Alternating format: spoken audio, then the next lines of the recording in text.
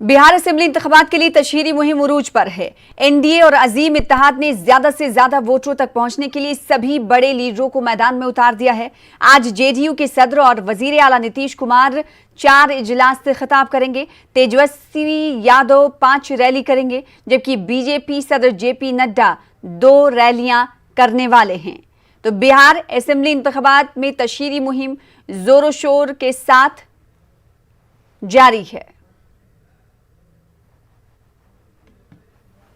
NDA और अजीम इत्तेहाद ने ज्यादा से ज्यादा वोटरों तक पहुंचने के लिए अपने स्टार कैंपेनर्स की पहले ही लिस्ट तैयार कर रखी है, जारी कर दी है। और आज जेडीयू के सदर और वजीर आला नीतीश कुमार 4 रैलियां करने वाले हैं, तो वहीं बीजेपी सदर जेपी नड्डा 2 रैली करेंगे। हमारे साथ हमारे नुमाइंदे महफूज आलम जुड़ रहे हैं इस खबर पर मजीद अपडेट के साथ। महफूज, एक तरफ अजीम इत्तेहाद और दूसरी तरफ एनडीए पूरी ताकत झोंक रहे हैं वोटरों को अपनी जानिब राग़िब करने के लिए। कितने बजे से रैलियां शुरू होने वाली हैं? देखिए सना, वजीर आला की आज वजीर आला नीतीश कुमार की आज 4 रैली है।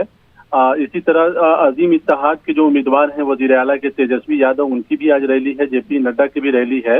कुल मिला के ये कहा जा सकता है कि फर्स्ट पेज के इंतखाब के लिए तमाम बड़े लीडरों के बड़े चेहरों ने अपनी पूरी ताकत झोंक दी है, लोगों के पास जा रहे हैं। खुद नीतीश कुमार ने ये दावा किया है कि उनकी हुकूमत लगातार लोगों के फलाह के लिए काम करती रही है। अगर आगे मौका मिलता है तो वो काम जो है जारी रहेगा। जबकि तेजस्वी यादव मुख्तलिफ इश्यूज पे मौजूदा हुकूमत को कटघरे में खड़ा कर रहे हैं।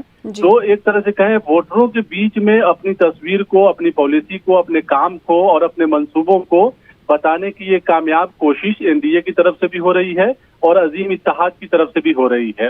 देखना दिलचस्प होगा कि लोग जो है क्या करते हैं, क्या फैसला करते हैं, किनके हक में जो है हक रायदही का इस्तेमाल करते हैं। लेकिन ये जरूर है कि एक माहौल बनाने की पूरी कोशिश की जा रही है तमाम पार्टियों की जानिब से अपने अपने हक में, कि वो बेहतर बिहार के मुस्तकबिल के लिए वो बेहतर सोचते हैं, बिहार की तालीमी हालत को बदलना चाहते हैं, बिहार की पसमानदगी को खत्म करना चाहते हैं।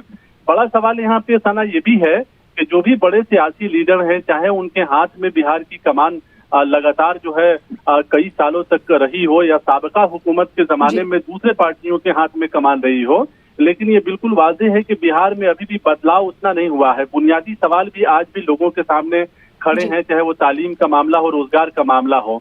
तो ये इन तमाम मुद्दों को लेकर इस बार के इंतखाब में, चूंकि बिहार में आपको मालूम है कि जातीय समीकरण के मुताबिक सियासी पार्टियां इंतखाब में उम्मीदवारों को मैदान में उतारती हैं और कोशिश भी यही करती हैं कि जातियों की गुलबंदी करके उम्मीदवारों को जिताया जाए।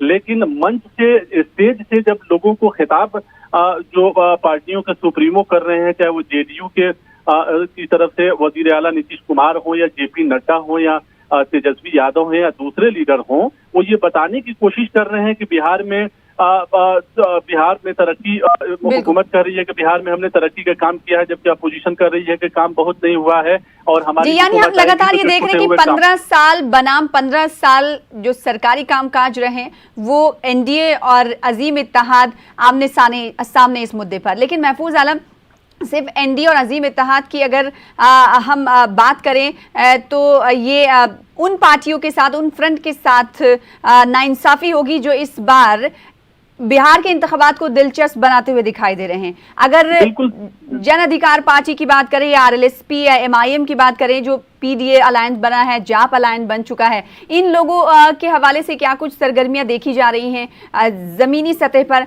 बताइएगा। देखिए सना, जो मुख्तलिफ अलायंस जो बिहार में बने हैं एनडीए और अजीम इत्तेहाद के अलावा, जैसे पप्पू यादव का पीडीए है, ग्रैंड फ्रंट के नाम से जो है उपेंद्र कुशवाहा और एमआईएम और तमाम पार्टियों ने जो बनाया है। इसके अलावा यूनाइटेड डेमोक्रेटिक अलायंस के नाम से एक अलायंस बना है। तो ये इसे इनकार नहीं किया जा सकता है कि पीडीए या ओवैसी का इत्तेहाद जो है मुख्तलिफ इलाकों पर असर नहीं छोड़ेगा, यकीनन छोड़ेगा। खास तौर से दूसरे और तीसरे फेज की इंतखाब में जो इलाके हैं जिसमें माइनॉरिटी, अकलियती, अक्सरियती इलाका भी शामिल है, सैलाब मुतासरीन इलाका उसमें शामिल है, तो ये बिल्कुल कहा जा सकता है कि पीडीए और जो ग्रैंड फ्रंट के नाम से जो सेकुलर अलायंस बना है उपेंद्र कुशवाहा और असदुद्दीन ओवैसी का, तो उसके भी असरात जो है जाहिर है मुरतब होंगे। और बिहार असेंबली इंतखाब को दिलचस्प एलजेपी जो अलग होकर इंतखाब लड़ रही है, इससे भी एक दिलचस्प जो है मामला हो गया है कि लोक जनशक्ति पार्टी जेडीयू के खिलाफ जो है आम तौर पे अपने उम्मीदवार को उतार रही है। तो ऐसा लगता है कि बिहार के इंतखाब में वोटर भी कंफ्यूज हैं और ये भी सियासी तज्जियाकार कह रहे हैं कि मुमकिन नहीं लगता है कि किसी एक पार्टी के हक में वोटर जो है फैसला सुनाए। तो हो सकता है कि जिन पार्टियों को इक़्तिदार मिलता रहा है उन पार्टियों को भी काफी मुश्किल उठानी पड़ सकती है, खासतौर से मुख्तलिफ अलायंस जो बना है उसके वजह से वोटों में तकसीम होगा, जाहिर है।